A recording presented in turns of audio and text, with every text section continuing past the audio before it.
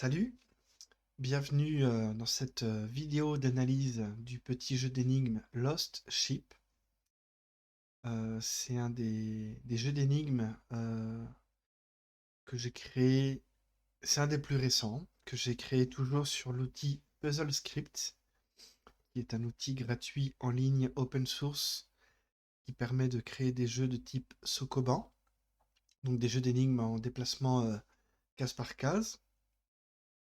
Et je continue ma série d'analyses de jeux d'énigmes où j'essaie de partager mes réflexions et découvertes autour du game design de jeux d'énigmes. Et plus spécifiquement, ces derniers temps, dans les dernières créations, un des principes clés que je commence à comprendre de mieux en mieux, c'est cette idée d'enseigner des mécaniques aux joueurs, des mécaniques de jeu, de lui permettre de s'habituer à l'émergence de ces mécaniques, à leur fonctionnement, à leurs interactions les unes avec les autres. Puis, une fois que le joueur est habitué, d'avoir une inversion de, de comment on perçoit l'émergence de ces mécaniques et de provoquer des situations où le joueur va devoir réenvisager euh, la manière qu'il avait de résoudre les énigmes. Et il y a pas si longtemps, j'ai fait ce petit jeu où je voulais reprendre le concept de... Il y a un peu comme un côté pierre, papier, ciseaux, mais spatial, avec trois entités qui aient chacune leur comportement, mais qui soient complémentaires. Et quand j'étais petit, j'avais un livre, je sais plus comment il s'appelle, mais c'était un peu un livre qui représentait une énigme où il y a un berger qui doit faire traverser en bateau un loup et un mouton. Où je crois que où je crois qu'il y a un loup, la petite fille et un gâteau. Et peut-être pas un mouton. Mais en tout cas, il y a un côté, il y a le loup qui mange la petite fille va manger le gâteau, mais le gâteau ne mange pas le loup. Donc il y a que deux places dans le bateau, il faut faire des allers-retours, et il faut pas laisser la petite fille avec le loup toute seule sur un des côtés de la rive pendant que... Enfin, du coup, il y a une représentation un petit peu de cette énigme-là. Et du coup, je me suis dit qu'un bon moyen de représenter de manière intuitive pour le joueur une synergie simple, c'était d'avoir un berger, un mouton et un loup. Hop, donc on commence tout de suite. Il y a 15 niveaux. Et on est un berger et les moutons se sont échappés. Et ce premier niveau est là pour nous montrer que le mouton a peur de nous et qu'il s'échappe lorsqu'il nous voit. Donc l'astuce est de prendre le petit passage secret plus long en bas à gauche pour que le mouton s'enfuit mais qu'on le ramène dans l'enclos. On découvre aussi que le mouton, il a un petit cœur au-dessus de lui quand il est attiré par l'herbe. Donc même si le mouton ne nous voit pas, il va suivre, il va se diriger dans la direction la plus proche du, euh, du carré d'herbe le plus proche. Euh, Sachant que s'il nous voit, il va s'enfuir de la même manière. Donc, si on fait peur au mouton, on peut aussi appuyer sur la touche d'action X sur l'ordinateur pour laisser l'IA jouer un tour complet et d'avoir une succession de tours. Comme ça, ce niveau-là est juste pour nous montrer que c'est possible. Hop, donc on n'a pas besoin de se déplacer pour jouer une action et, euh, et, euh, et permettre à l'IA d'effectuer ses déplacements. Petite variante où on va avoir le mouton qui va s'enfuir à notre présence, donc il faut trouver le bon, comment dire, les bons points de visibilité du mouton, parce que il va nous voir juste de manière verticale ou horizontale en ligne droite, pas en diagonale. Donc ce niveau-là est conçu juste pour nous montrer cette propriété du jeu, qui est dépendante du fait que ce soit un jeu basé sur une grille, sur des tiles. En fait, on a l'habitude de jouer à des jeux de type Sokoban. C'est quelque chose qui paraît assez naturel, mais c'est important d'avoir un niveau qui renforce cette idée pour les joueurs novices. Là, on a le mouton qui va dévorer tout son petit carré d'herbe. Donc l'astuce, c'est de le faire s'en aller vers le bas et de jouer sur tout l'espace qui chemine autour de l'enclos pour ramener le petit mouton dans son enclos. Après l'avoir fait fuir vers la droite, il est attiré vers le carré d'herbe en haut. Là, on commence à avoir plus de moutons. Donc je vais volontairement plus vite que dans mes analyses de jeux précédentes. Le but est moins de rentrer dans le détail sur le pourquoi du comment j'enseigne chaque mécanique aux joueurs. Le but ici est de montrer rapidement les solutions sans trop rentrer dans le détail afin d'arriver au plus vite à des mécaniques intéressantes. Ici, on a un nouveau niveau d'introduction qui va montrer que l'on peut créer des chemins de rivière qui vont permettre d'irriguer les carrés herbeux. Donc si je recommence le niveau, on a ici des petits carrés d'herbe qui sont propices à la pousse. C'est de l'herbe déjà mangée par le mouton, un peu comme si le mouton s'était échappé de son enclos et était allé dévorer un petit peu tout ce qui était autour de lui. Donc l'astuce ici est de prendre le chemin du bas afin d'irriguer les carrés d'herbe et d'amener le mouton à cet endroit-là, sachant que comme il est dans un angle, on ne peut pas lui faire peur en le contournant, donc il va falloir revenir à notre point de départ et irriguer les carrés d'herbe au nord afin que le mouton puisse retourner dans son enclos après être attiré par l'herbe qu'il a vue à travers le grillage. Voilà. On a de nouveau un niveau d'introduction qui va présenter le loup, donc l'introduction d'une nouvelle mécanique. On a le loup qui, lui, va avoir peur du berger, donc il va fuir le berger s'il le voit, mais va être attiré par le mouton s'il le voit. Donc si je ne fais rien et que je laisse appuyer la touche d'action, à savoir X, pour laisser passer plusieurs tours et laisser l'animation du jeu défiler, on va avoir le mouton qui est attiré par les carrés d'herbe. Là, normalement, il est censé s'arrêter après avoir mangé, mais vu que le mouton a peur du loup, il part dans la direction opposée, mais le loup est attiré par le mouton et le suit, jusqu'à le dévorer. Et si j'arrive trop tard, le loup s'enfuit, mais il a nulle part où aller, et donc j'ai perdu. L'astuce est de se positionner ici, afin de faire peur au loup, afin qu'il puisse s'échapper dans les fourrés. Et on fait peur au mouton pour qu'il retourne dans l'enclos. Ici, on serait tenté d'aller directement faire peur au loup.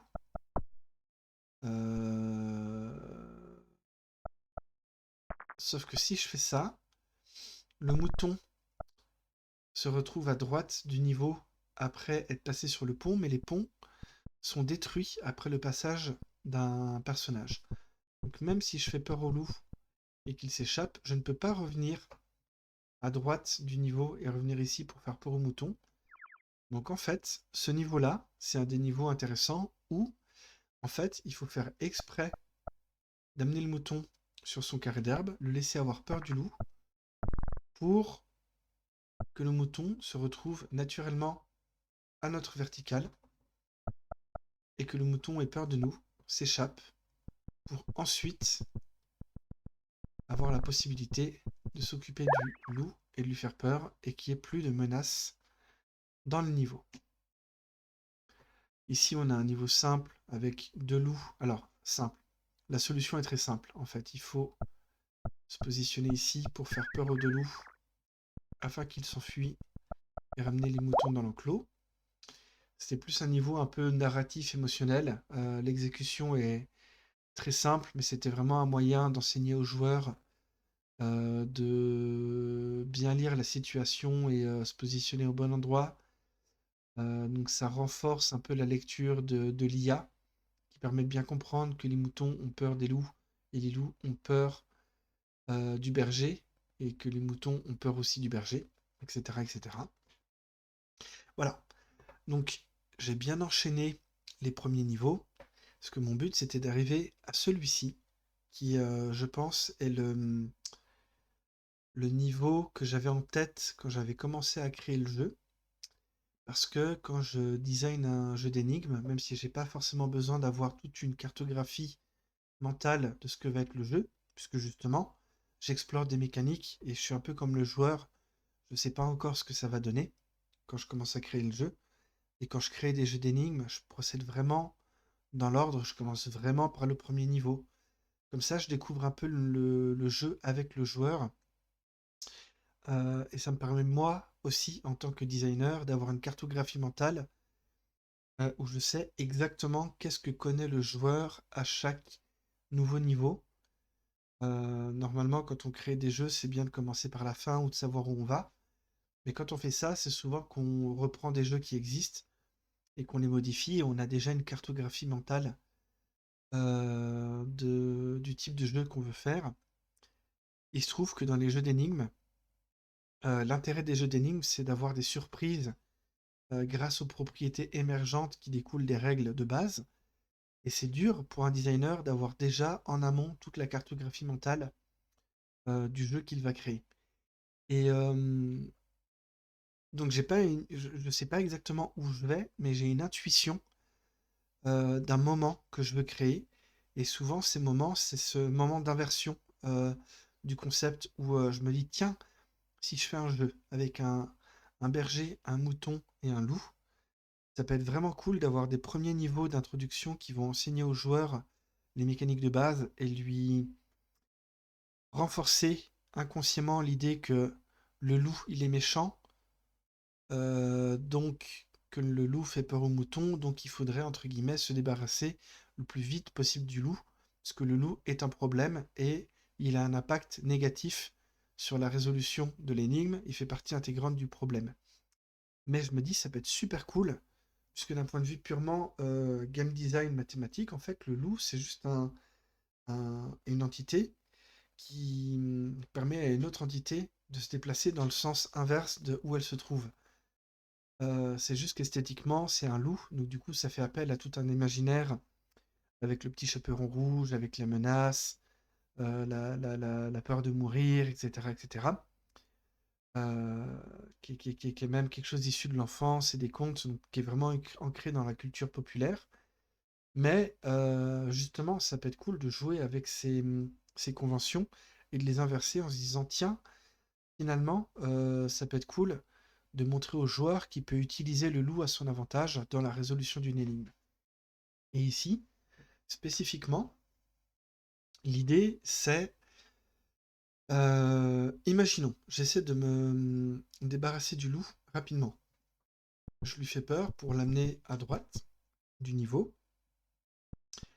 On a déjà le niveau qui nous communique le fait que c'est pas la bonne façon de faire, puisqu'en fait, le cul-de-sac où se trouve le loup est entouré de rochers, donc il peut pas s'échapper des fourrés. Donc on n'arrive pas à se débarrasser de lui comme ça, donc c'est pas le bon endroit. Mais je me dis au moins j'ai mis de côté le problème pour le moment et je vais faire peur aux moutons. Et je suis en train de réaliser qu'on peut résoudre. Ah oui, mais non. Parce que du coup, je peux prendre l'autre pont, faire peur aux moutons et l'amener dans son enclos. Sauf que maintenant, je suis coincé parce que les ponts sont brisés et je ne peux pas revenir dans la partie sud du niveau, en dessous de la rivière, parce que j'aimerais bien trouver un spot pour contourner le loup, lui faire peur et le faire disparaître, et enfin permettre au niveau d'être terminé. Donc là, ça ne marche pas. Intuitivement, on a envie que ce soit le berger qui fasse peur au mouton et que ce soit le berger qui s'occupe de faire rentrer le mouton dans l'enclos. En fait, ici, l'astuce consiste à faire peur au loup pour l'amener juste ici. Le mouton, on lui fait peur comme ceci, sauf que c'est le loup qui va faire peur au mouton pour l'amener au nord. Ensuite, on se positionne ici pour faire peur au loup.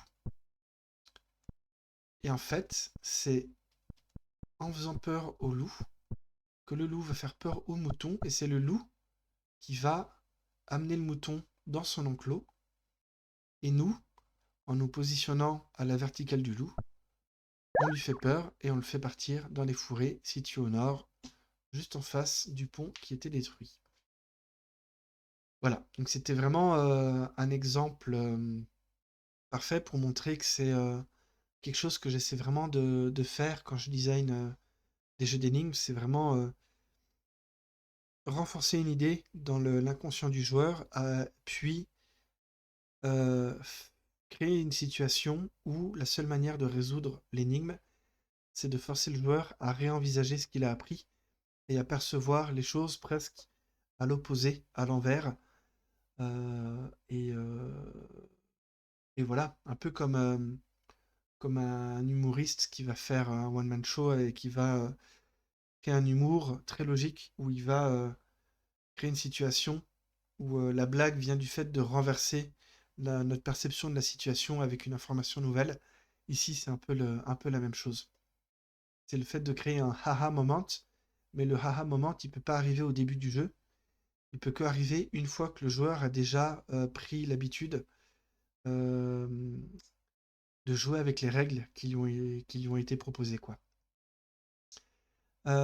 Ici, on a une torche qui permet d'enflammer des choses. Donc le feu fait peur aussi, aussi bien au loup qu'au qu'au mouton. Alors le loup peut nous manger aussi si on est vraiment proche de lui. Et ici, en fait, le fait d'avoir enflammé l'îlot central d'arbres force le mouton à se retrouver à droite, donc on n'a plus aucun moyen de le contourner. Donc l'astuce, c'est de faire peur au loup et d'enflammer la zone avant que le loup mange le mouton. Variante ici où le but c'est de trouver quelle section enflammée en premier et dans quel ordre. Ici, j'ai fait exprès de me tromper pour que le mouton se retrouve coincé à droite en bas de son enclos. Donc l'astuce, c'est de lui faire un peu peur et de le positionner ici.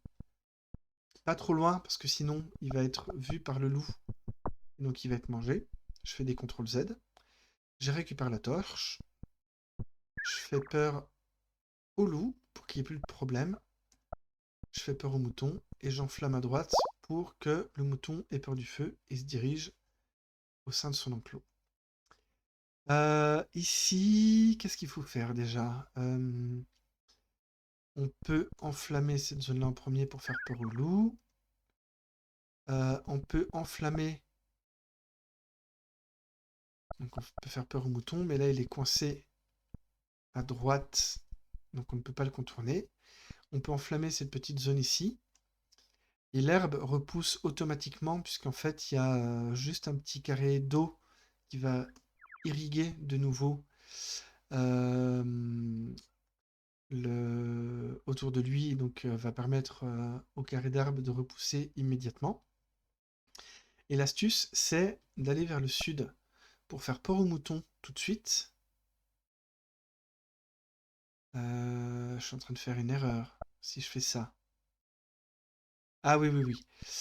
Faut faire peur au mouton, mais avant que le mouton aille trop loin, on veut faire peur au loup pour qu'il n'y ait plus le loup. Le mouton, on l'amène là, on enflamme cet îlot-là. Le mouton a peur, puis est attiré vers l'herbe qui est repoussée. Voilà, donc c'est vraiment un jeu de trouver quelle action faire dans tel ordre. Et ici, c'est le niveau final.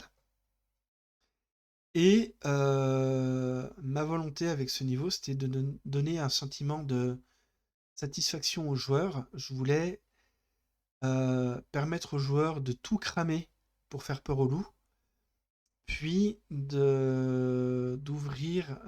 les barrages de pont pour réirriguer toute la zone et redonner vie à toute la forêt. Un peu comme si, après avoir brûlé la forêt pour faire peur aux loups, on finissait quand même par redonner la vie et rétablir un équilibre naturel. Donc je suis assez fier de ce niveau parce qu'il m'a fallu 2 bonnes heures d'itération pour trouver sa forme finale. Donc je suis assez content. Et alors, comment faut faire déjà? Parce que j'ai joué au jeu avant de faire la présentation, mais ça fait longtemps que je l'ai créé, donc j'ai plus tout en tête. Je crois que l'astuce consiste à prendre le feu et avoir une espèce de danse comme ceci,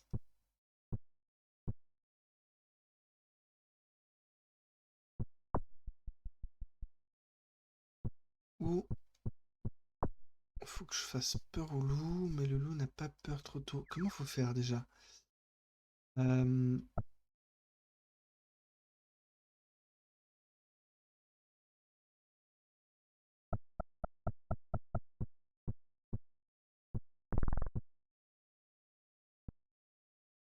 non. Euh,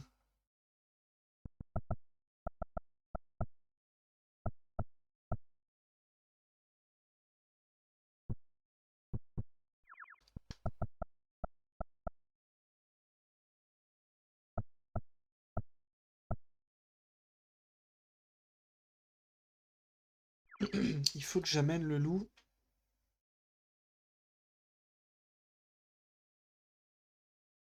ici. Parce que du coup, si je me positionne en dessous, il va avoir peur, il va partir dans les fourrés.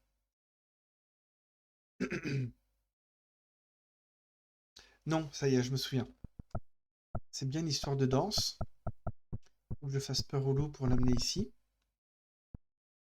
Et ensuite, je peux cramer ici pour faire peur au loup et le forcer à partir dans les fourrés à droite.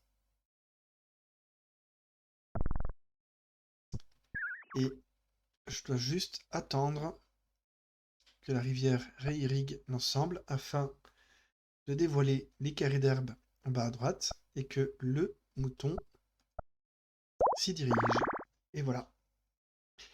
Euh, voilà, en gros, une session d'analyse un peu plus courte, dense et rapide. Parce que mon intention, c'était vraiment de montrer l'idée que, ouais, d'avoir ce jeu d'introduire des mécaniques aux joueurs, le laisser s'habituer, puis inverser sa perception du niveau et de lui faire réaliser que il peut utiliser une situation à son avantage qu'il croyait être un problème. Et je trouve que c'est très intéressant de designer des jeux systémiques avec cette intention parce que les mécaniques de jeu, le code est relativement simple. Le fait qu'à un moment donné, on doive utiliser le loup pour faire peur aux moutons et l'amener dans l'enclos, c'est pas quelque chose qui est codé à la main. C'est une propriété émergente des règles de base.